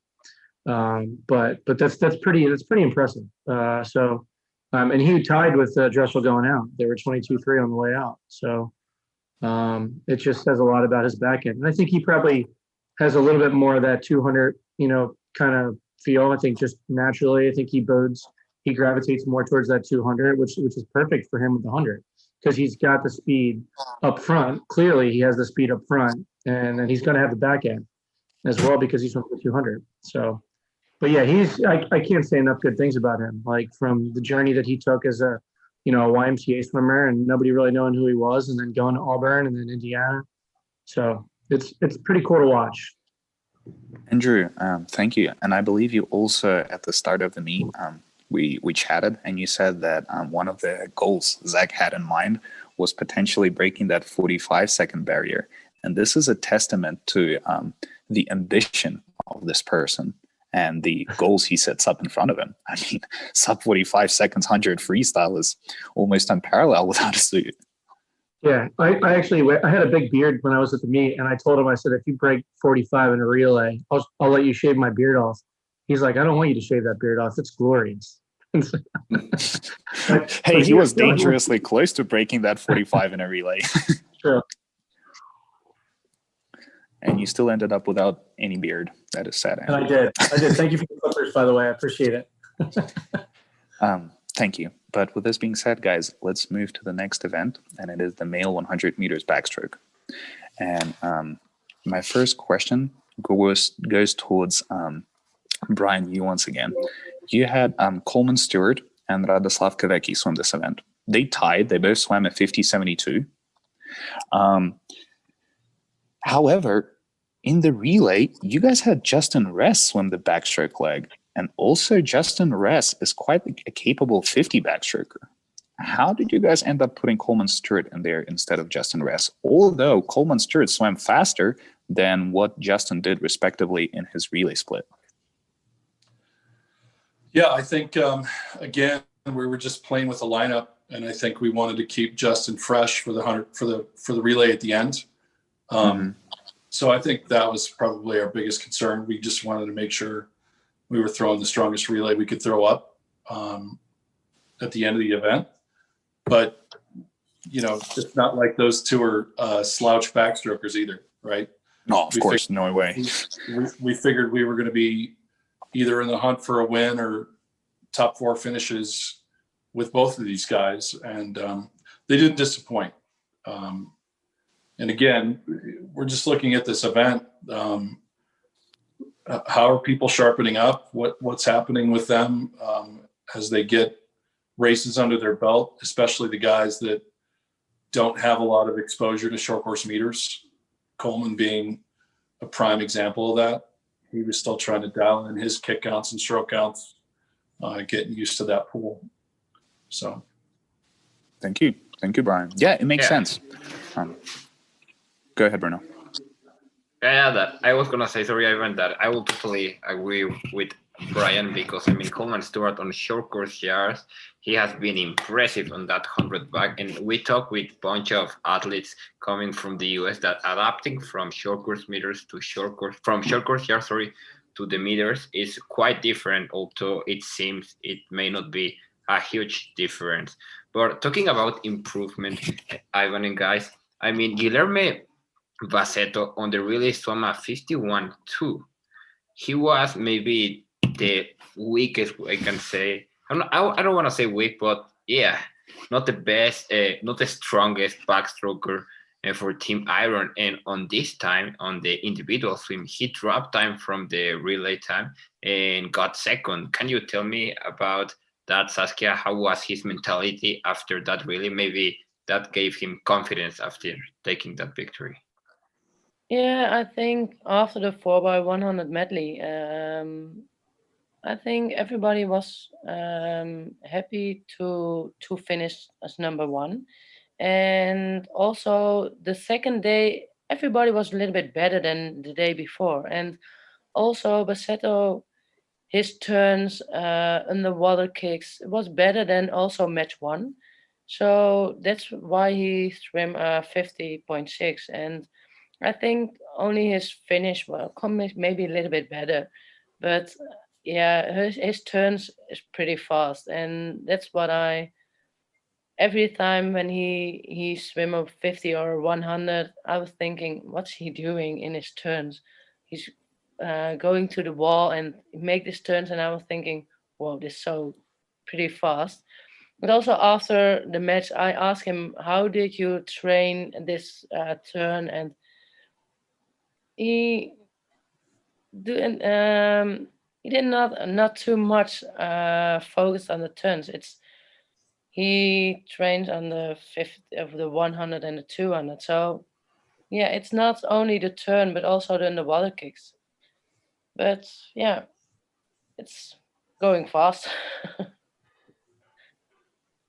I mean, he did go fast, but Andrew, Jacob Pevley took the victory here, and even though that the 100 is not his main event because his 200 backstroke, in my opinion, is better. Even he did take the victory with a solid, with an impressive 50-51, and got that victory for the Tridents. What can you tell us about that? Yeah, I don't really remember how he performed on the first match, but I think we were. I don't know. I'd spoken to one of the coaches from Team Elite. I believe that's where he trains at, and I know that they were really impressed with what he did. I can't really speak to. I didn't really talk to Jacob that much. I know Leah did a little bit, but I'm sure he was happy with the performance. I don't really know. Like what his best short course meters time is, and I know him obviously very well over the long course, and so. But I have no idea if that's something that he was proud of. Obviously, just like every other thing that we've talked about, it's just for this. It's just about getting up and putting your hand on the wall first. So I'm sure he was happy with what he was able to do. With having other races as well, and then Mark did well as well. I mean, Mark tied for third. There was a 3-way tie for third in that race. So. And Mark really surprised us in the skins and backstroke because he actually ended up, I think, making it to the semifinal or final in one of the matches. So he definitely had the speed and kind of shocked everybody and earned a spot in this race. And so it was good. It was a good race for both of those guys. Thank you, Andrew. And with no disrespect to Jacob Pevley, I kind of want to put Jacob Pevley into the categories of athletes like Laszlo Che, that were athletes of incredible talent, but were just born slightly in the wrong time, in the wrong era. They had someone always in front of them. And I feel like Jacob Pevley is somewhat in the same shoes because he's such a talented backstroker, especially in the 200. But yet he also has his, by the way, former teammate, Ryan Murphy, just a little bit ahead of him, just about every time they race. And I believe it was so important for Jacob, not even regarding time, but just winning this 100 back in terms of his confidence. Would you agree to this? And in my opinion, after this, Jacob started turning things around for him. He started just in terms of how he was behaving outside of the pool. He just seemed so happy to me. Did you notice this as well? I did, actually. Yeah, you could definitely see that. I think he did need that confidence boost. So I would 100% agree with that. He got faster through the. Yeah, he definitely did a lot. Yeah, absolutely. Yeah. Thank you, Andrew. And with this, let's move to our next event, and it is the male 100 meters individual medley. And this was a fun event. And my first question goes towards Saskia. You guys had Jakov Tumarkin and Marco Orsi race this. And Marco had an excellent performance, 51.87. That's great for Marco. But what happened to Jakov? 55.48. And I believe you guys have quite a pool of athletes to pick from. I mean, I would recommend Emre Sakci in there, but you guys picked the breaststroke for the skins. So I'm assuming you wanted to save Emre for the skins. But also maybe someone like Nicolas Santos could do it. What do you think? Yes, but I think when we put Nicolas Santos in the 100 medley, he swims too much, and then he's after one or maybe two races, he's done. And also before this 100 individual medley, Jakov swam the 100 backstroke. So I think it's a little bit too short together to after the 100 back. So the focus was more on Marco, and I think with a 51 0.8. It was a good race. Yeah, and he was only 6/100ths away Yeah. from Michael Andrew. They were battling till the very finish there, and he managed to outtouch Marcin Cieslak, who's an excellent 100 IM specialist. I mean, Yeah, but definitely. And Ivan, talking about the swimmers, well, first of all, talking about this event, it was a new event that was added to this season of ISL. And it seems that there are not a lot of athletes that really specialize in this 100 IM. But this is a question for you, Don, because in my opinion, Michael Andrew is that swimmer that has the capability of swimming the best 100 IM in the world. And for example, indeed, in 2016, he was the world champion when he was only 17 years old. And the other swimmer that you used was Joe Litchfield, a great swimmer that is capable of swimming the 4 strokes at an amazing level. And well, Michael Andrew was second, and Joe in fifth, swimming a 52.04, and Michael a 51.81. So pretty solid swims for your athletes there. Yeah, Michael was starting to come around, and Joe, I thought he raced all of his races really well. He's a really tough kid. Michael's training is by many people's standards unorthodox, but he's a very hard worker.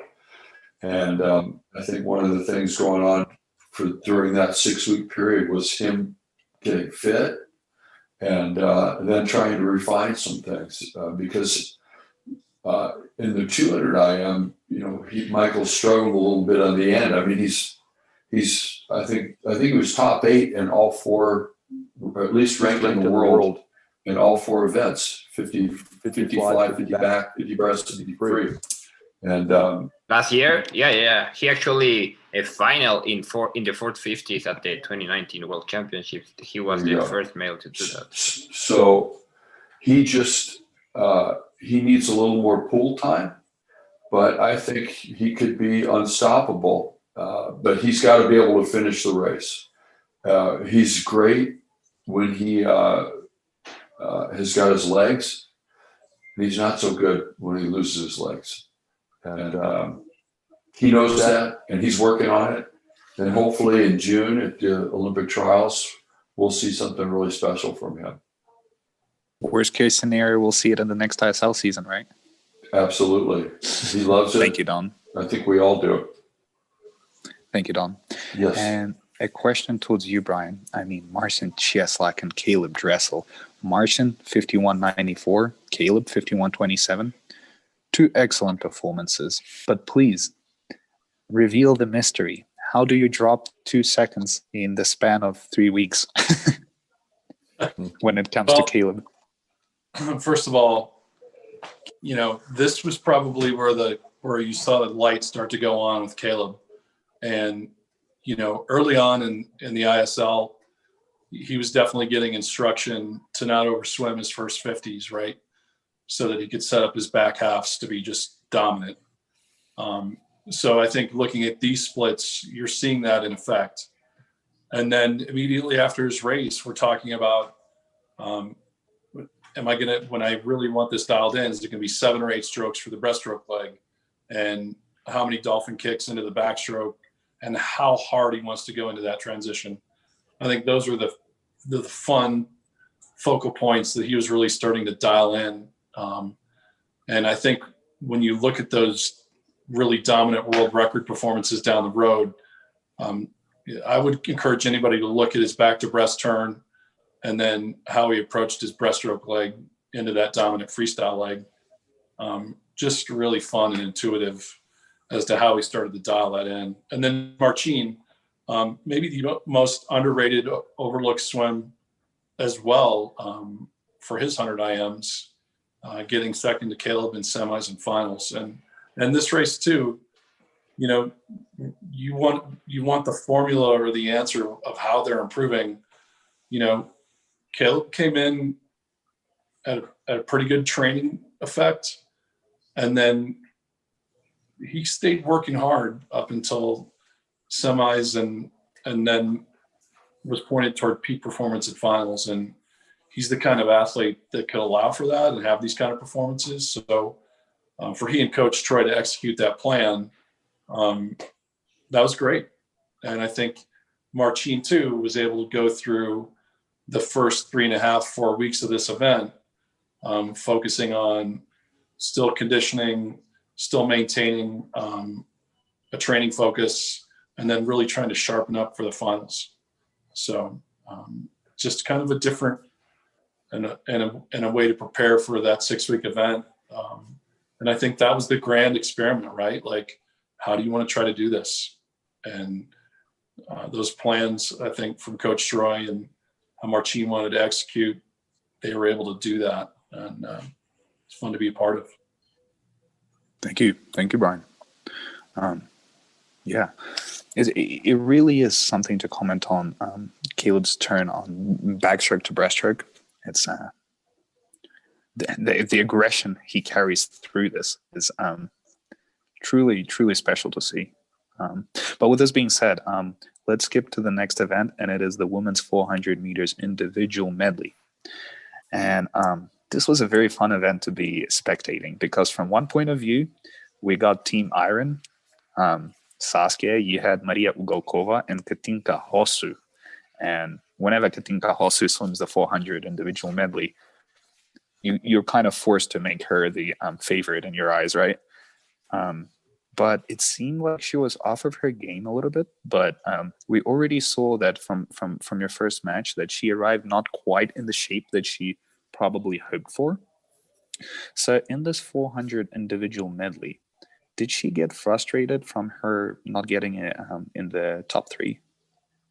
After this race, yes, she was not happy, but after day 1 from match 1, you saw it, and after this races in match 2, you saw when she finished, it was a little bit how do you say, she was not happy, but she can change faster to be happy for the team, and she can park it and look for the next match, for the next race.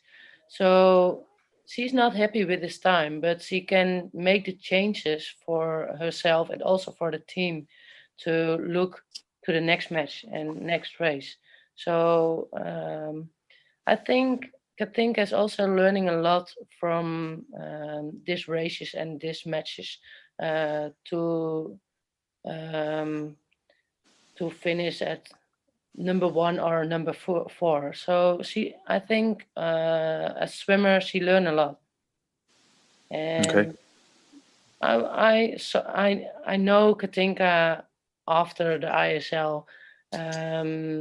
Before I saw only Katinka winning and swim a lot, and also this matches she want to swim a lot, but she can't win every match. So I think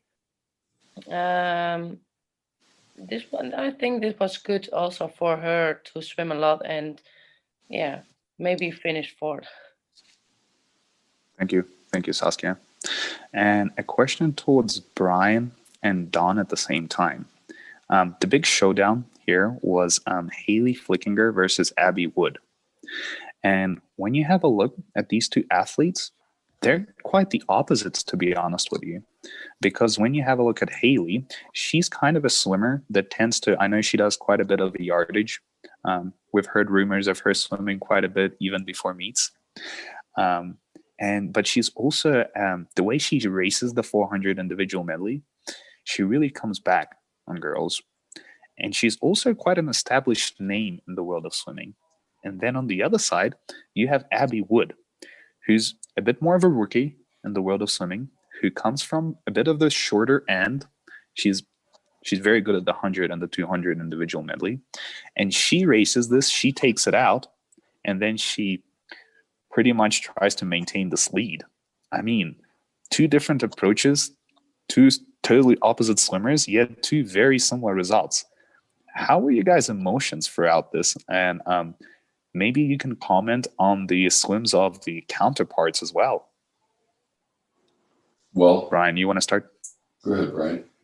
Well, I will just speak to Haley, but anybody that can beat Haley on any given day is a tough cookie, right? So kudos to Abby for throwing it down. And any rumors you've heard about Haley throwing down a lot of yardage, those are pretty true.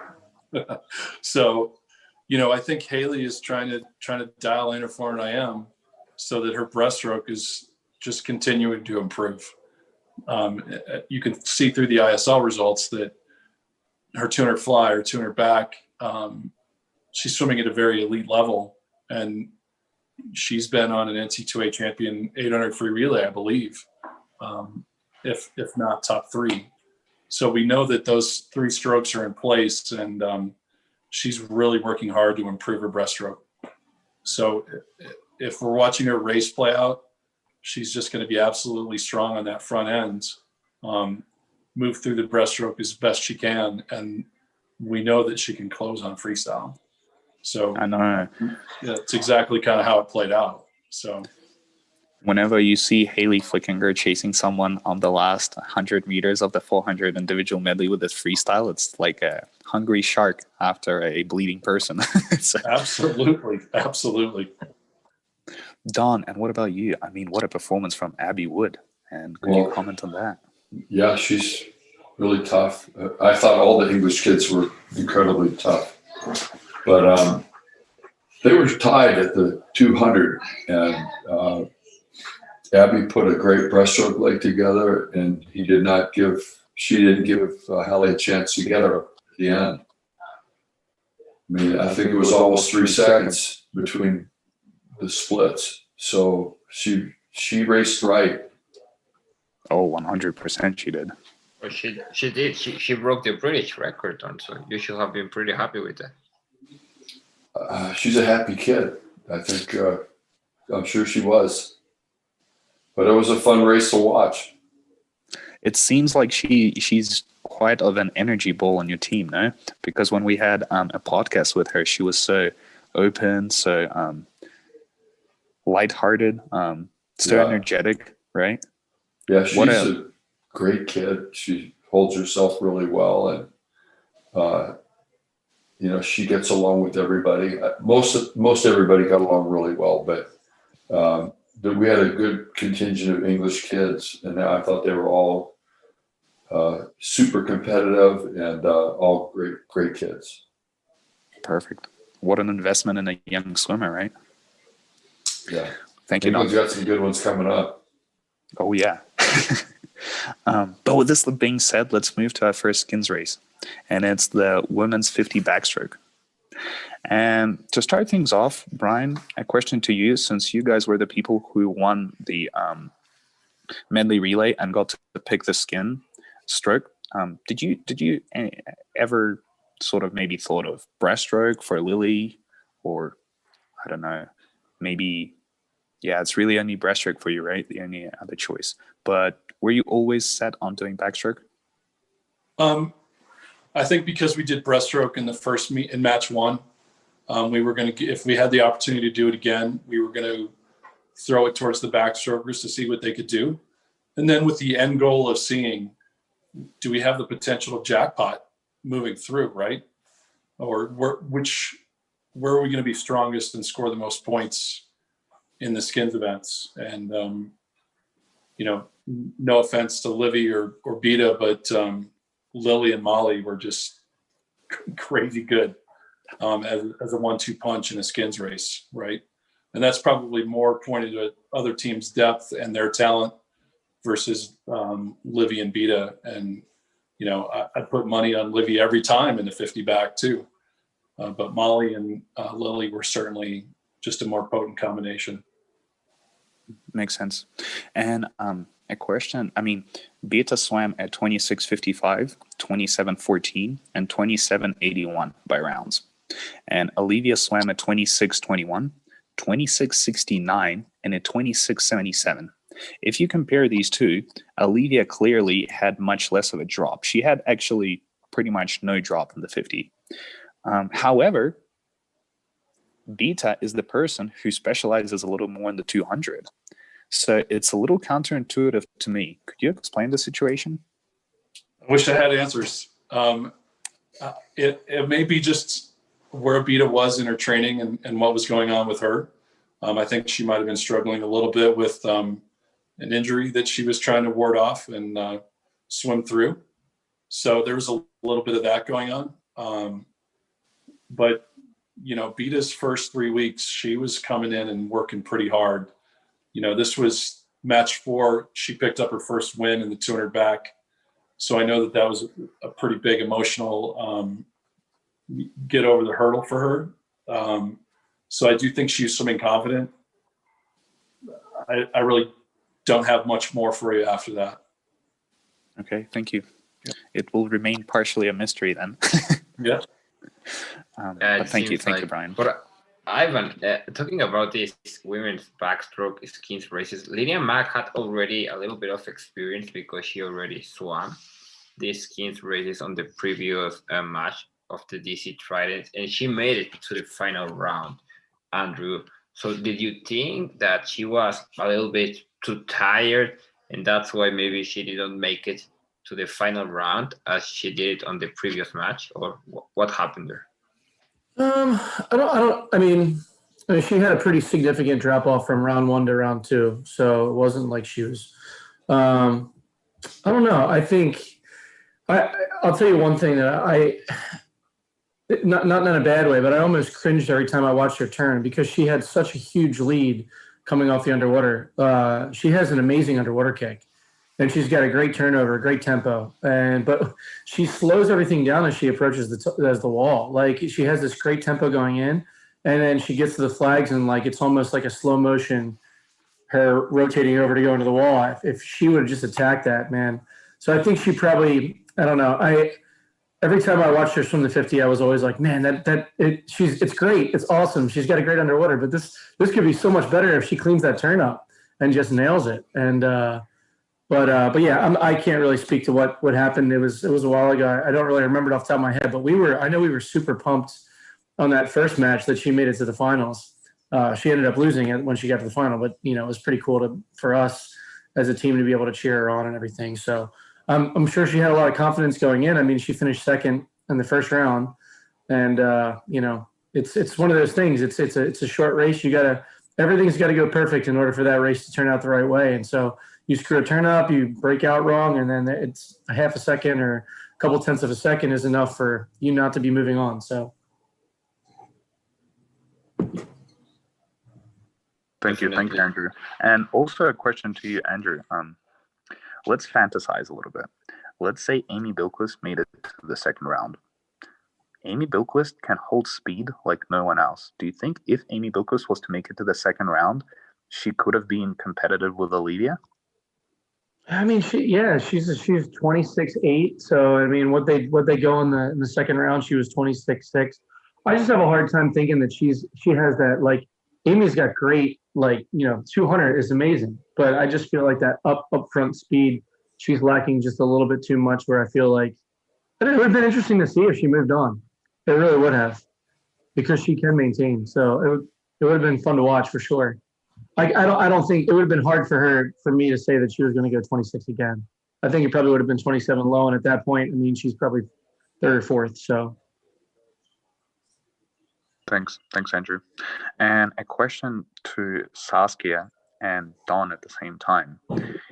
The second pick for your swimmers were both, they were not backstroke specialists, and they were in fact butterfly specialists. Dawn, you ended up picking Arina Surkova, who swam at 26.93. And Saskia, you ended up picking Melanie Heineke, who swam at 26.89. My question here was the idea behind all this that they're gonna their advantage is gonna be their underwaters, or did you rely on the fact that Arina Surkova actually started off as a backstroker?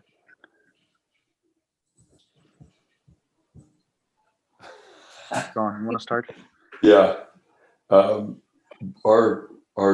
backstroke crew was kind of weak. We didn't have a lot of choices. Surkova just is a really, really tough girl. We got Alicia in. We got her in, I don't know, maybe the second week, and she's a 50-100 girl.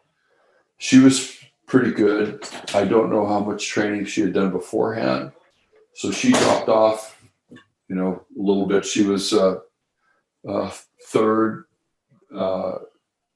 She was. I think she actually might have been second on the first one. No, she was third.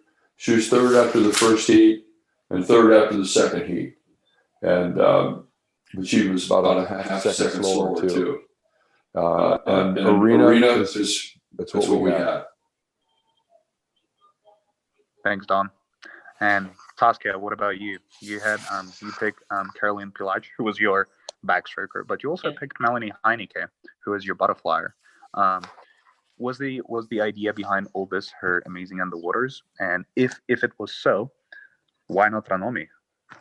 Yes, we focused this time on Melanie right on the underwater, but we make the choice to put Ranomi in the relay mix. So that's why we chose for Melanie in this 50 backstroke, because the match before was also the skins woman backstroke, the 50 meters, and then we put Ranomi in the freestyle, Ranomi in the skins.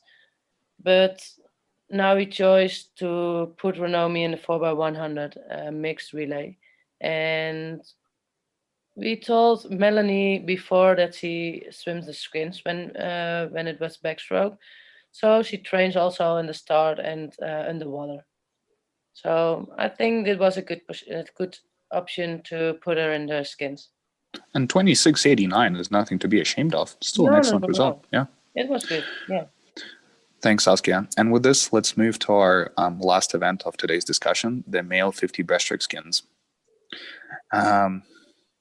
First of all, Saskia, a question to you. Was it always breaststroke? Any considerations maybe for butterfly? No, it was always breaststroke, because when we chose the butterfly, I think Santos maybe 2 rounds, but he's a little bit older. Mm-hmm. Okay. I mean, when you're over 40 and you can drop a sub 22 second 50 butterfly, I don't know if even mentioning your age is something you're not happy about, because I'd be proud of it. Yeah, sure. Age defying. Yeah. But yeah, with that being said, Emre Sakci, 25.73, 25.91, 26.15, 25.73. Expected at all? I mean, when me and Bruno were watching this, we were barely on our seats. It was quite unbelievable to see. No, it was amazing, and also after his first 50, I was thinking, why are you take so a lot of time in the water? You must be swimming the next round. So everybody was thinking, what's he doing? He knows that he started every 30 seconds.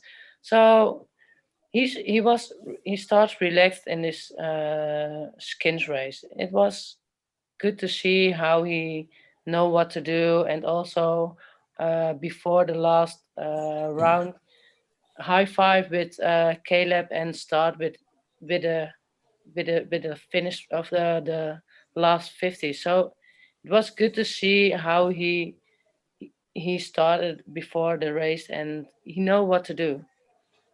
Exactly. And actually also, when I don't know, Bruno, do you remember this? When we were watching the very final round, we were actually commentating on how Caleb and Emre were behaving very differently before this last round, because Caleb was very focused. Caleb was being Caleb. He was ready to win this.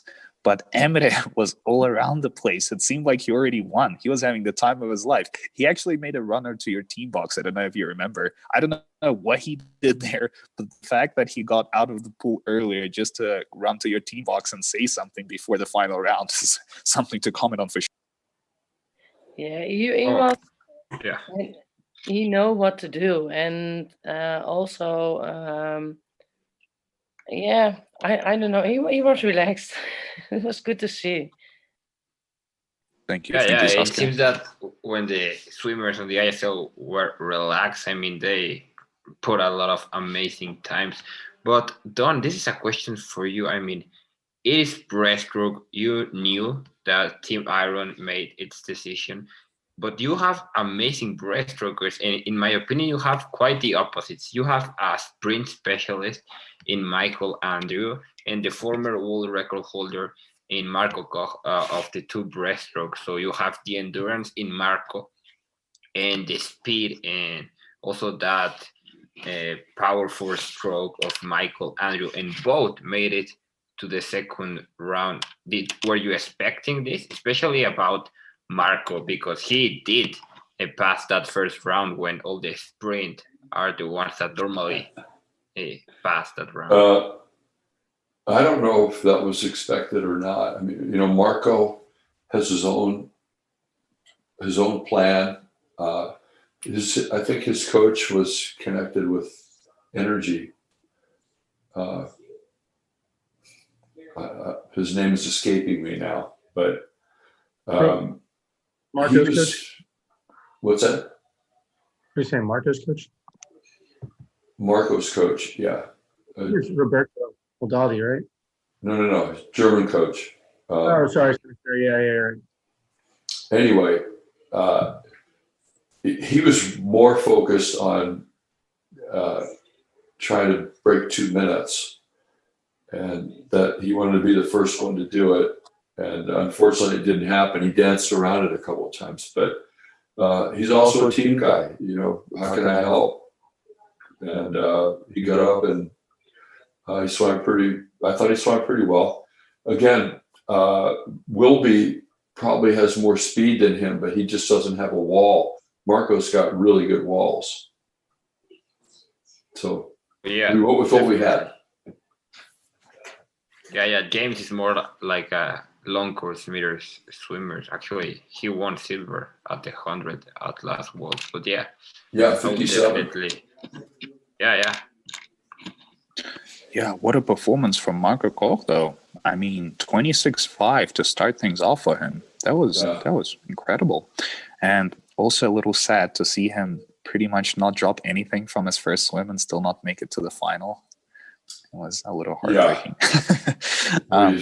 What do you say? But with that being said, Brian, you had Kevin Cordes and Caleb Dressel swim the skins for you. No surprises in terms of lineup. But first of all, what happened to Kevin there? Because I felt like Kevin had a bit more in him, especially judging from his former performances. And also a question. This was a great, actually, if you look in hindsight, this skins race was great for Dressel, but you already mentioned how much he doesn't like losing. So how did he actually access his performance? Because he's not typically a breaststroker. Yeah, he did great, and he almost dropped no time either. Right. So I'll just talk a little bit about Kevin. I think Kevin came in with a pretty healthy workload. He didn't choose to shave or clip until the very end, semifinals and finals. So I think for him, it was a struggle for him to get up and going in the first 3 or 4 matches that we had. But he did a nice job. And then Caleb,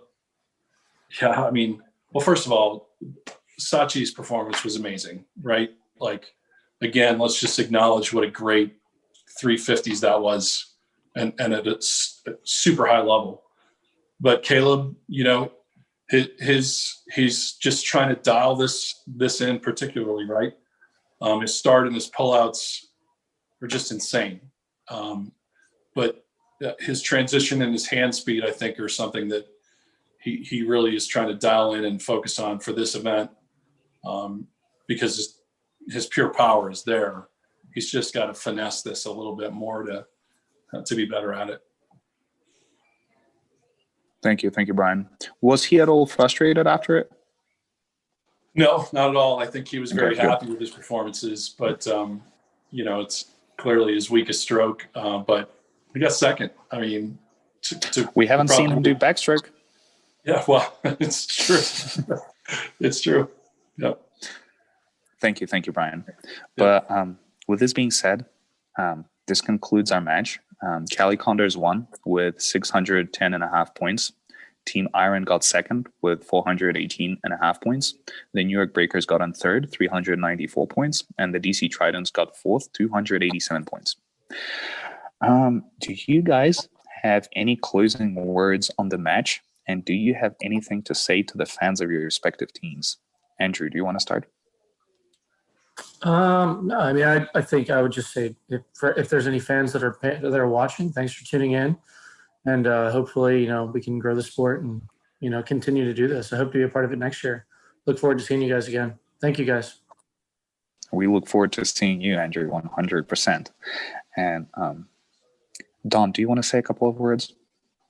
Yeah, I think there'll be a lot more balance next year. I expect that the Breakers will be a lot more competitive. We'll have more depth, more time to do the recruiting and get the right people in there that we want, and see if we can give somebody a black eye. Okay, well, we'll be very excited to see you guys potentially give some black eyes to a couple of teams next season. Hell yeah. Saskia, any closing words from you? I was a little bit nervous after day one with this match, but I learned a lot also with the choices to put some swimmers in the different strokes. But yeah, thanks to watching and listening. And yeah, I learned a lot. Thank you, Saskia. And Brian, a couple of words from you? What a great event, right? Like, kudos to the ISL. It was absolutely as much fun to be a part of as it looked. And I hope our fan base continues to grow. Condors are great team. Really fun to see how Jason Lezak, our GM, put this team together. And I think he kind of built it for this event. Everybody had a lot of issues and challenges from COVID, and he responded to those really well. We had new athletes, new staff, and it was just a really fun, cohesive group to work for. Can't say enough about our team culture, but I also can't say enough about the ISL. It was awesome. So I look forward to next year. Thanks, Brian. And thanks to all of you. Thank you so much for making it to this podcast. It truly means a lot, both to the podcast and to the spectators and the fans. Thank you so much. With this being said, our next podcast will take place on Tuesday. And our next match analysis will take place in exactly a week, next Sunday. Please stay with us and tune in on Tuesday and Sunday. And thank you for being with us.